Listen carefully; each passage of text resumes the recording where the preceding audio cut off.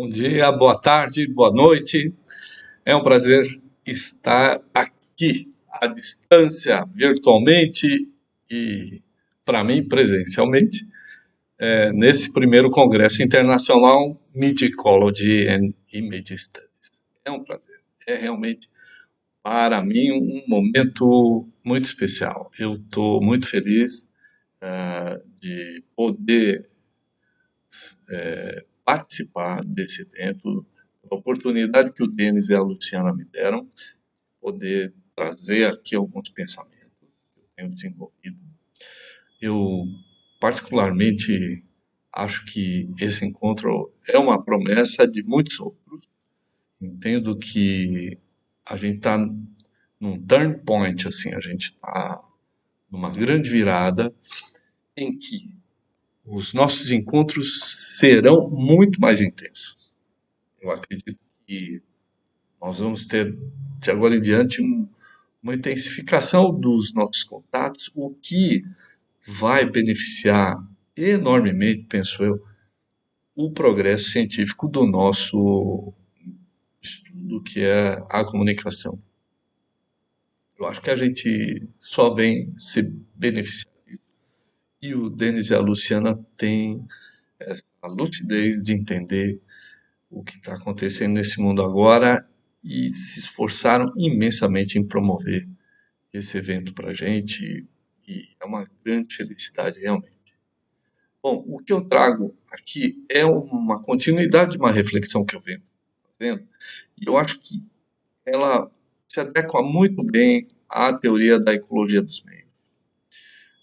Eu vou desenvolver aqui uma fala sobre o que eu penso da volumetria audiovisual e da relação dela com a ecologia dos meios. Então, primeiro, lembrando um pouco do que o próprio Denis vem discutindo sobre a ecologia dos meios, ele traz a ideia de que tudo isso vem de Marshall McLuhan, que é um extraordinário teórico e visionário,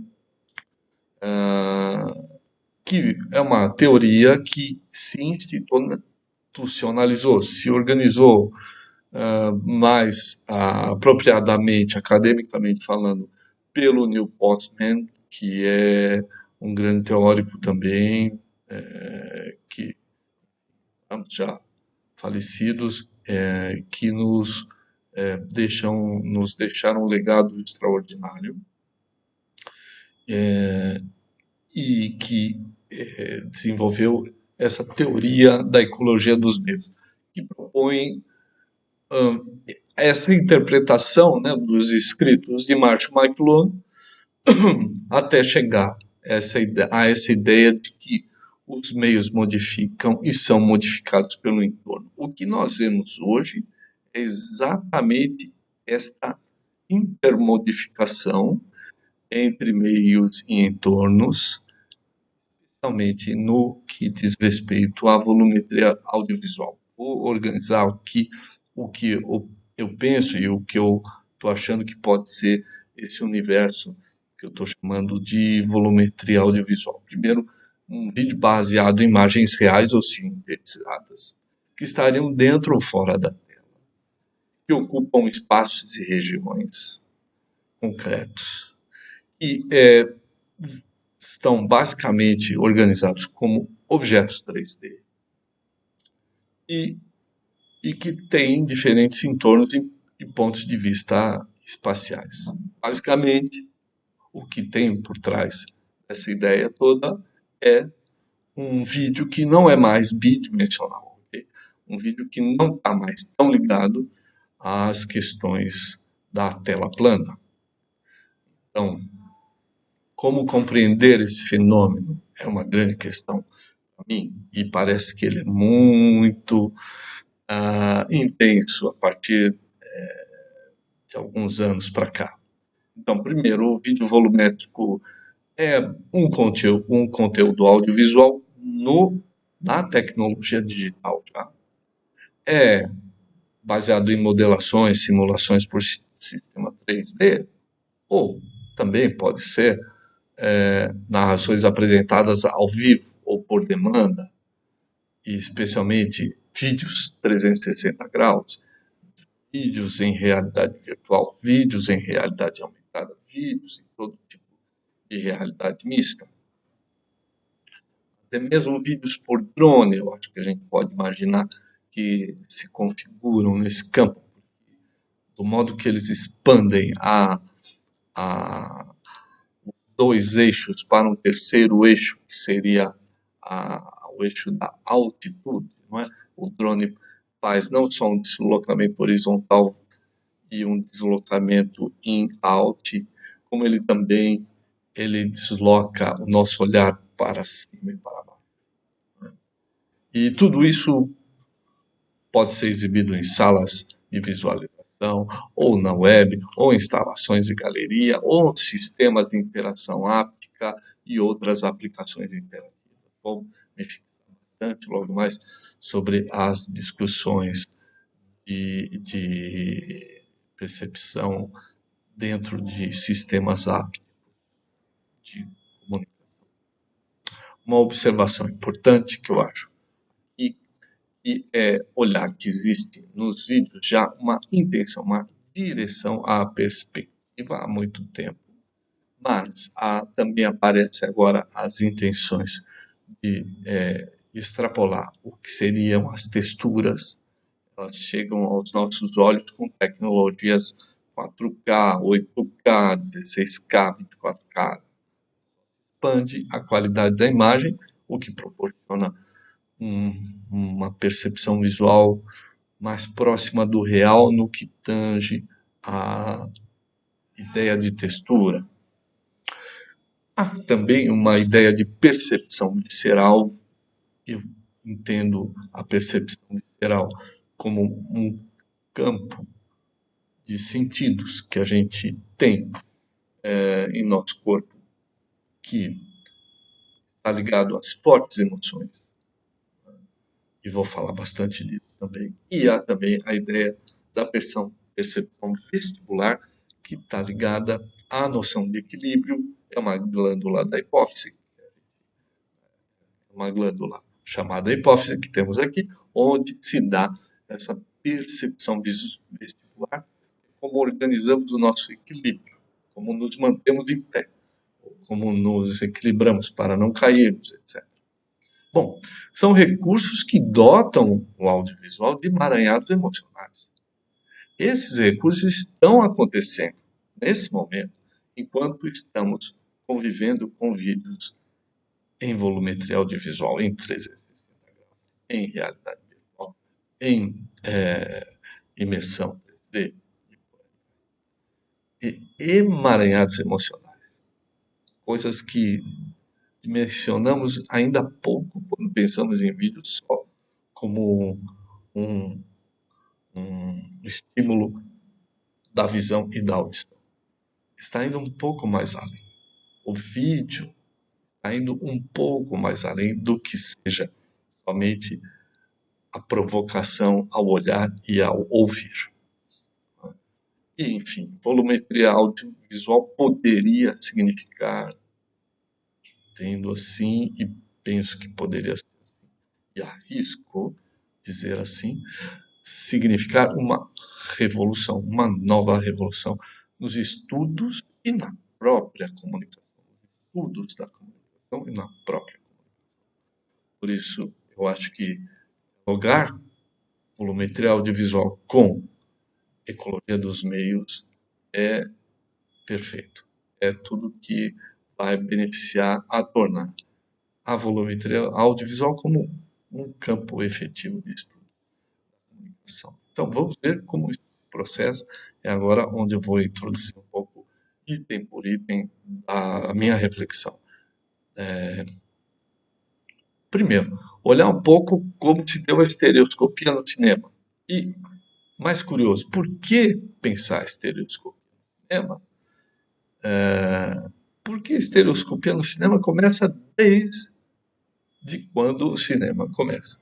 É incrível observar aqui que já no final da década de 1990, pessoas estivessem praticando ou tentando alcançar imagens em movimento e ao mesmo tempo tridimensionais.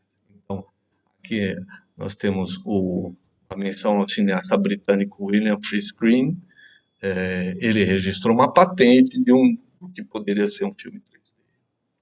Em 1900, um inventor estadunidense, Frederick Eugene Ives, patenteou uma câmera estereoscópica com duas lentes distantes 4,45 centímetros, aproximada à distância que temos dos nossos olhos.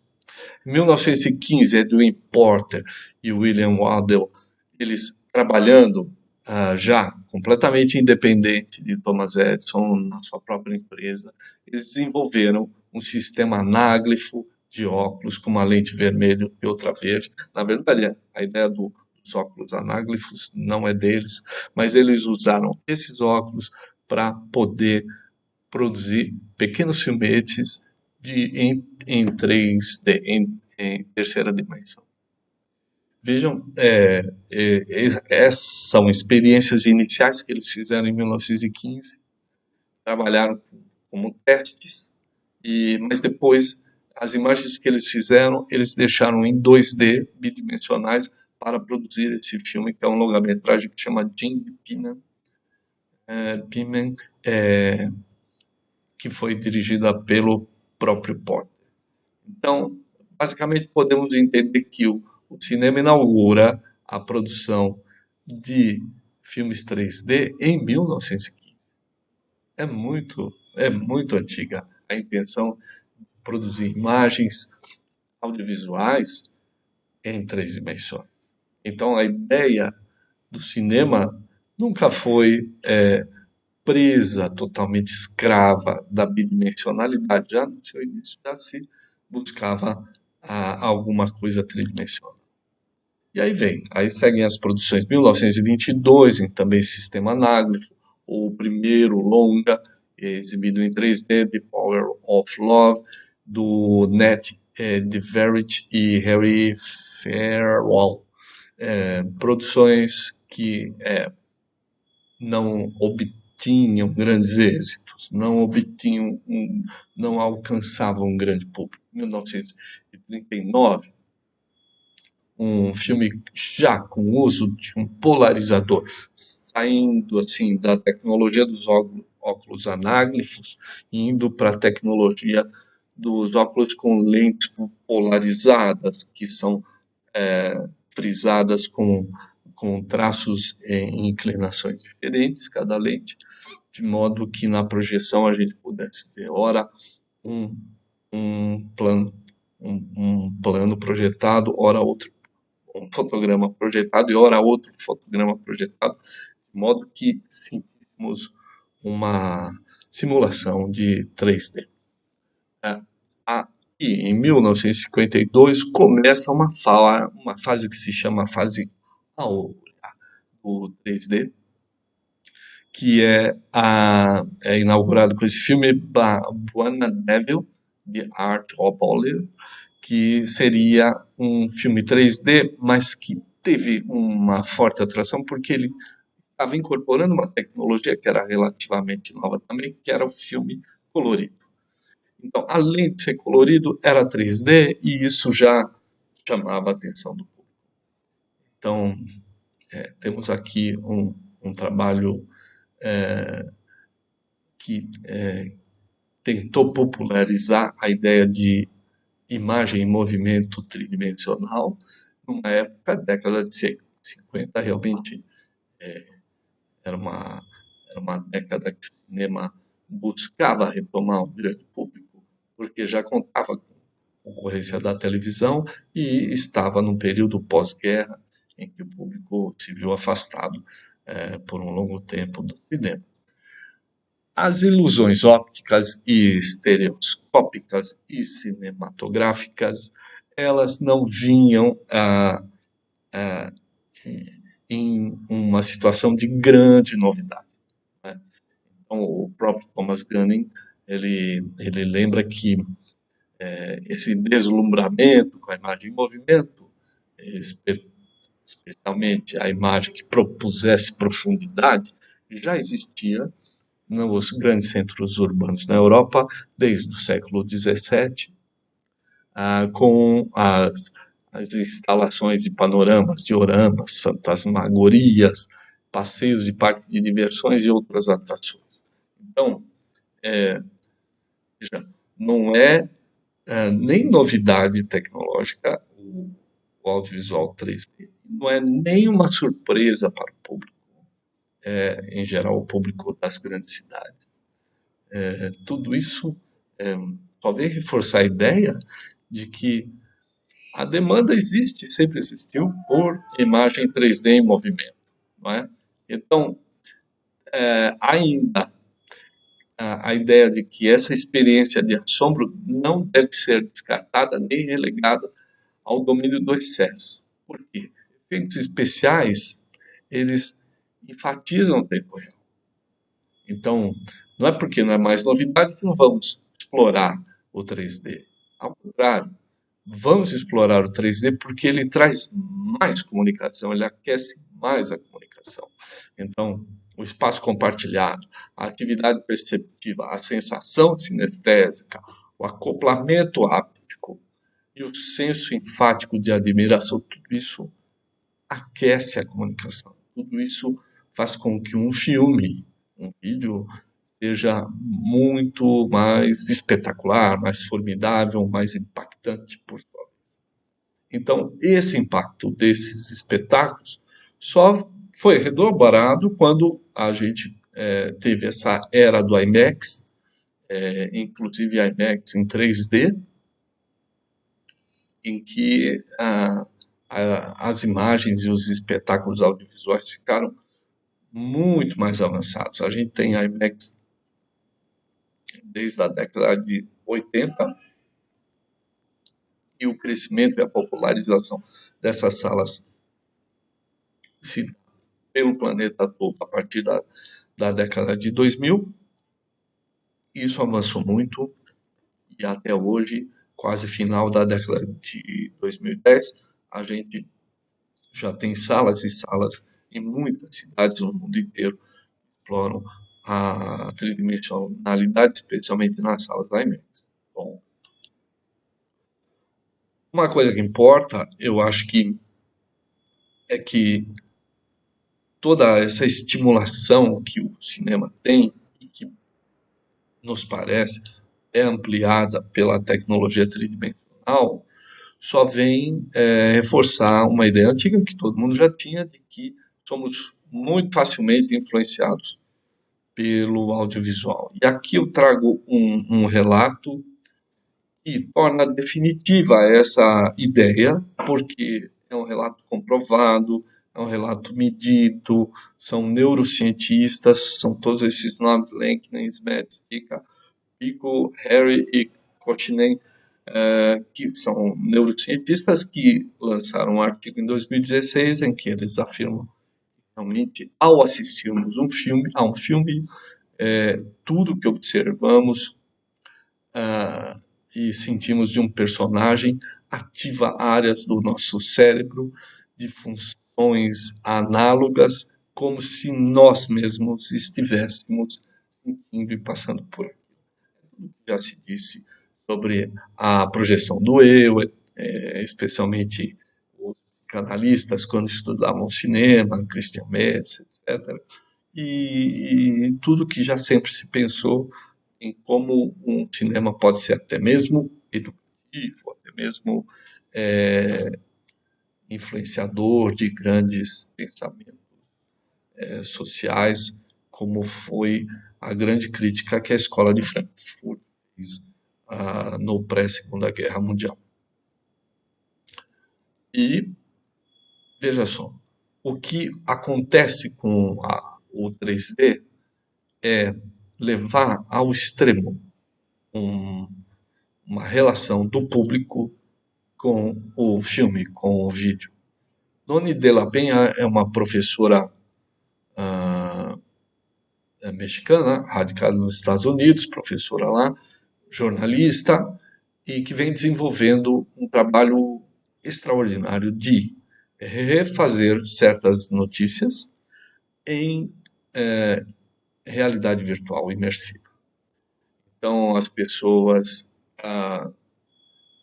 colocam suas máscaras de realidade virtual e se veem dentro de uma situação que deu origem à notícia que já fora noticiada anteriormente, que Tony Della Penha passa a reproduzir a partir de então com todo o desenvolvimento de realidade virtual. Ela constrói todo o cenário, reconstrói todo o cenário, reconstrói todas as pessoas que estariam participando de determinada cena e o público se vê dentro daquela cena.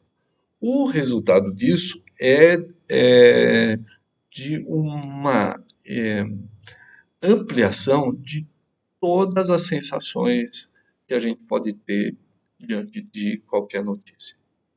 Se temos, por exemplo, um telejornalismo que hoje nos comunica certas notícias e nós, por já estarmos convivendo tão fluida e continuamente com notícias, já não nos tocamos, não se sensibilizamos tanto, não nos sensibilizamos tanto com a realidade virtual explorada pela Noni Della Penha, as emoções afloram. Então, o que ela vem relatando é que o público das notícias em 3D, em realidade virtual, está cada vez mais emocionado, cada vez mais tocado por aquela notícia. Realmente as pessoas choram muito ou se animam muito, dependendo da notícia, dependendo do teor da notícia. Bom, como poderia a volumetria audiovisual ter chegado e não termos percebido esse valor dela? A relação da sociedade com volumetria, ela é mais antiga. Ela é muito antiga, aliás. E não perceber a importância da volumetria é mais antiga ainda. É tão antiga quanto. Então, eu trago aqui 2 momentos da história da humanidade, Grécia Antiga e Roma Antiga. A Grécia Antiga, antes do século X a.C., ela não tinha o desenvolvimento da escultura em grandes proporções. Tinha pequenos amuletos, alguns objetos pequenos. Quando a Grécia começa a expandir o seu comércio marítimo, ela toma conhecimento do Egito antigo, do Egito dos faraós. O Egito, nesse período, ele explora grandes construções, como sabemos, e grandes estatuárias, grandes estátuas, grandes esculturas. Imediatamente, a Grécia adota a produção de esculturas. É nesse período que os historiadores de arte percebem que a Grécia passou a produzir grandes esculturas. É uma coisa que tem uma data bem delimitada. O mesmo, veja que coincidência, o mesmo acontece com Roma Antiga.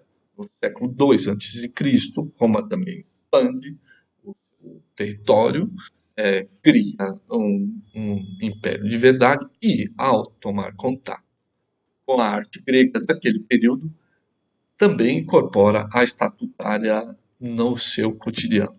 Também Roma não tinha, até o século II a.C., uma grande produção escultórica. Passa, a partir do contato com a Grécia, a assumir isso. Então, vejam, cada ciclo novo parece que de uma determinada nação, de um determinado país, um império, como queira, a tridimensionalidade ou a volumetria ganha força e aplicação. A relação entre poder econômico e tridimensionalidade não é nada imaginado, assim, é algo concreto. Por exemplo, primeiramente, produzir escultura é muito mais caro do que produzir pintura. Partimos desse ponto. Segundo, se as imagens antes eram pintadas em um plano, a partir de então as imagens passam à tridimensionalidade.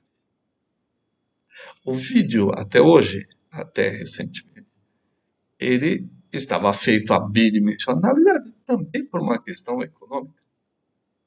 Agora ele parte para a tridimensionalidade porque realmente a indústria tem mais condições de produzir artefatos que facilitem a produção dos artistas de imagens tridimensionais.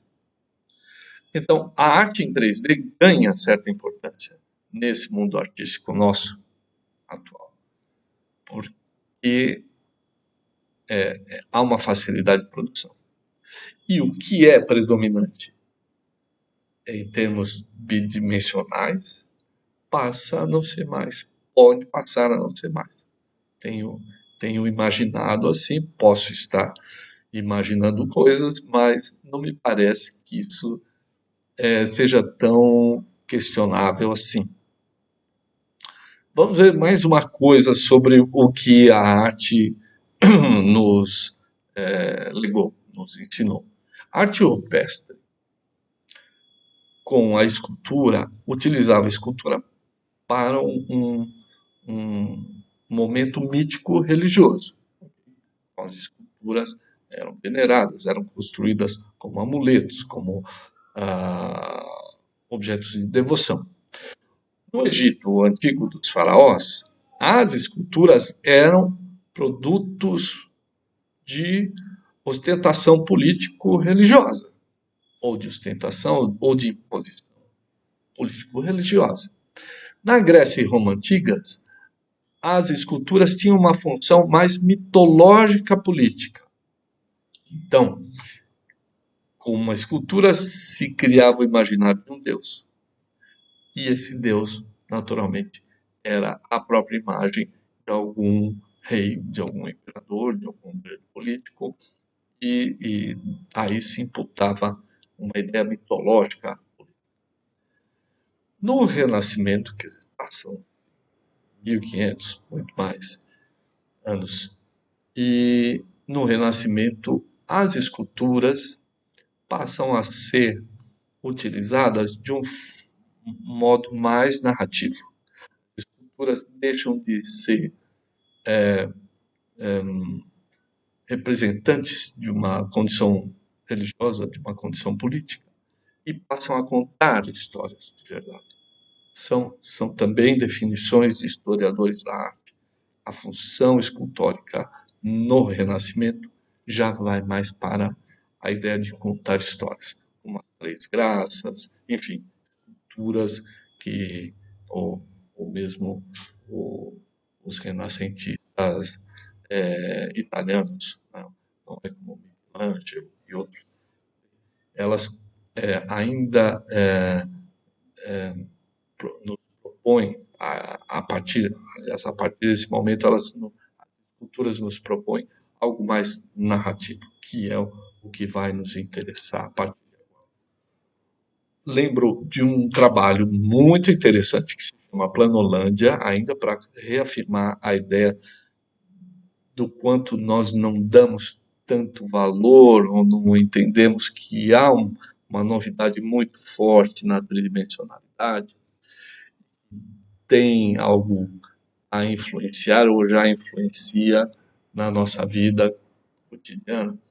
Um livro de um teólogo e escritor, Edwin Abbott, um escritor inglês, que se chama Planolândia, o original é Flatland, publicado em 1884. Vejam só. O livro é uma crítica ao machismo, ao autoritarismo da sociedade vitoriana. Esse autor ele era muito consciente da sua época, mas o livro é uma metáfora muito interessante para nós também. Primeiro, o protagonista, o nome dele é Quadrado. Quadrado é uma forma bidimensional. Bom, o Quadrado vive num mundo que se chama Planolândia.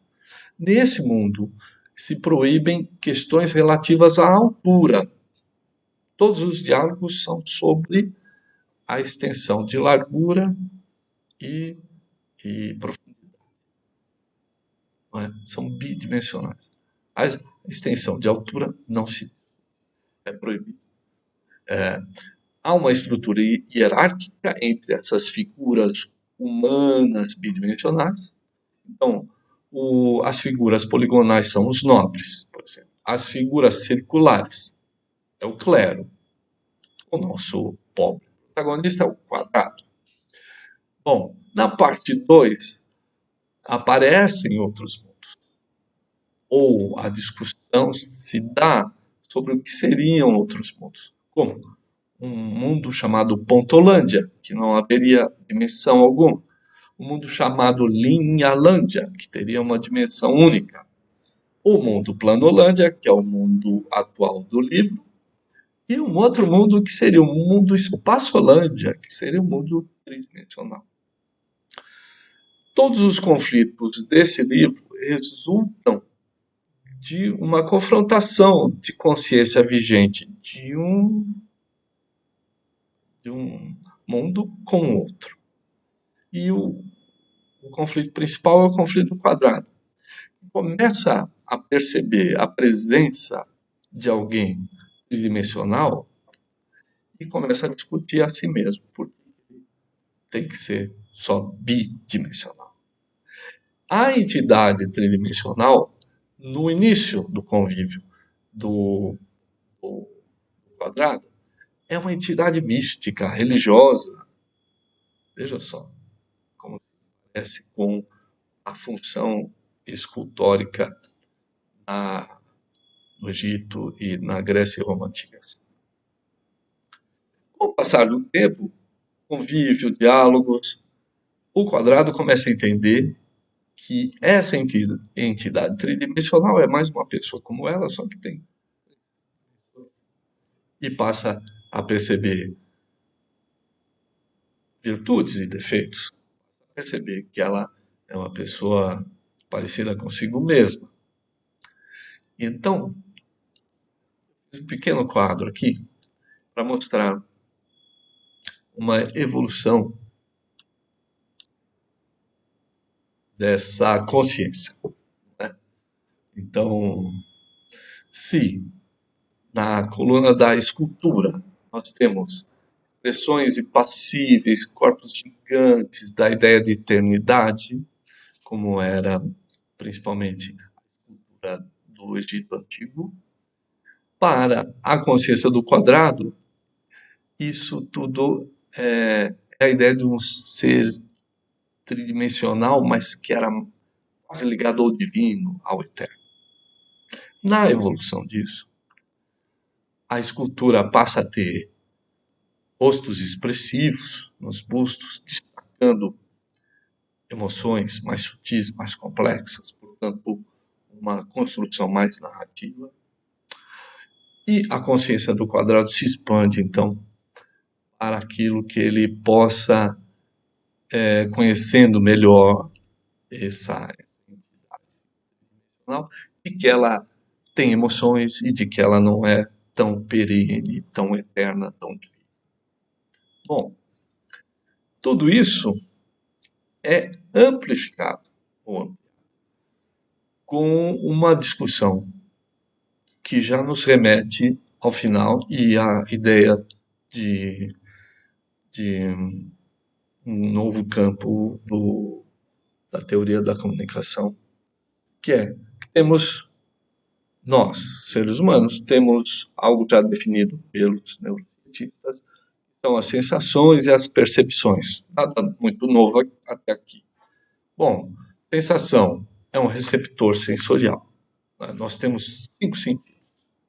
Nós temos a sensação da visão, da audição, do paladar, do olfato e do tato, estimulados por impulsos nervosos. Algo concreto. Na realidade, nos toca por esses sensores. E entendemos, então, que ali temos uma imagem, ali temos um som, ali temos um sabor, ali temos um cheiro, ali temos algo quente ou frio, ou algo que nos dedura. Na percepção, nós temos por esses impulsos nervosos, sinais ou sinais neurais, como eles chamam, algo que no cérebro nós construímos, nós traduzimos, nós interpretamos. Então, que vão mexer exatamente aonde? Nas nossas memórias, nas nossas emoções, nas nossas reflexões.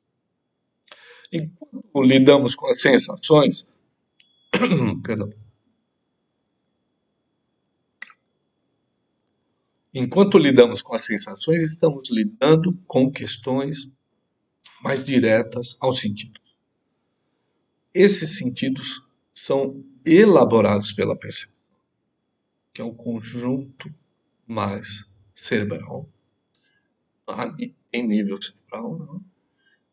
E processamos memórias, processamos dados que já temos e processamos emoções que já temos.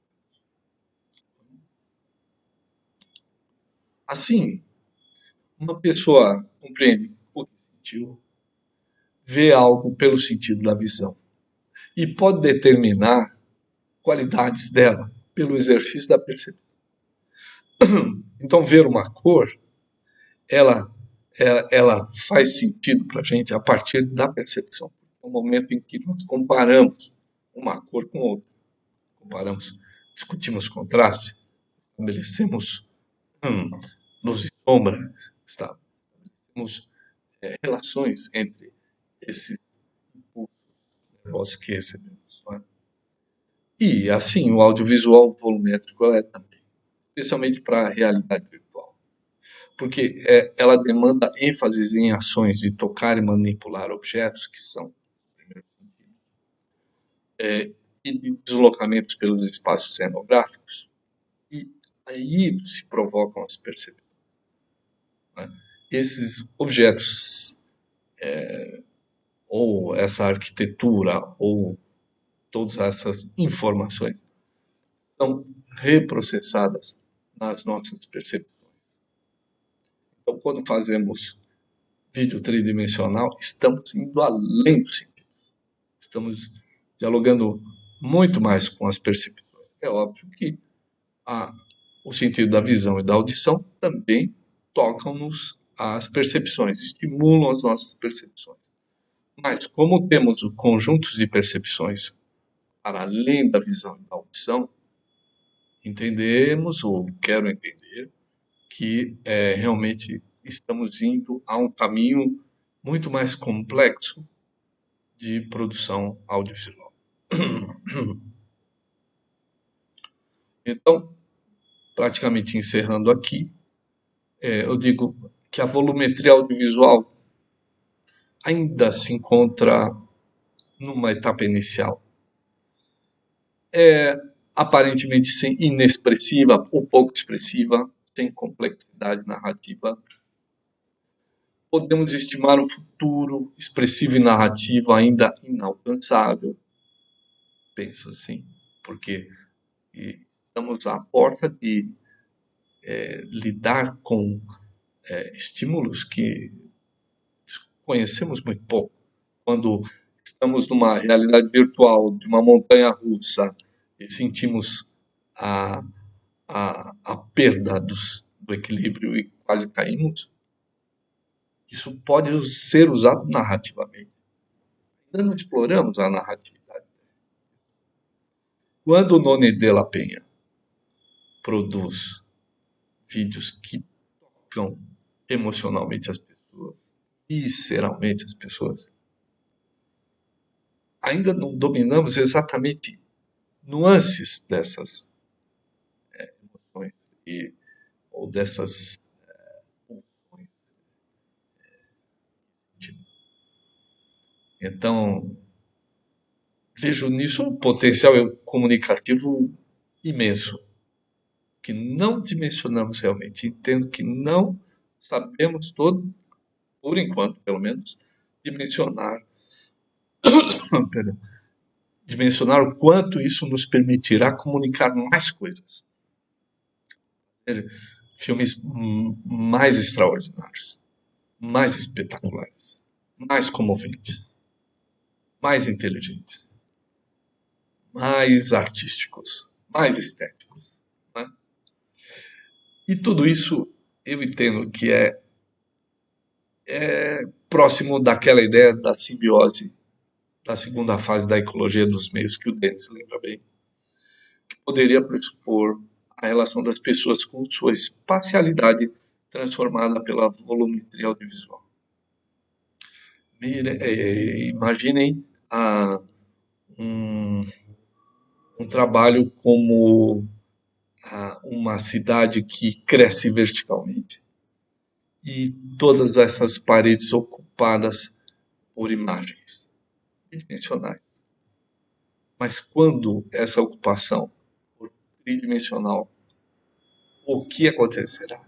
Já temos algumas ideias que aparecem em filmes como Blade Runner 2049, em que já não são só projeções bidimensionais nas grandes paredes dos edifícios, como era no Blade Runner original.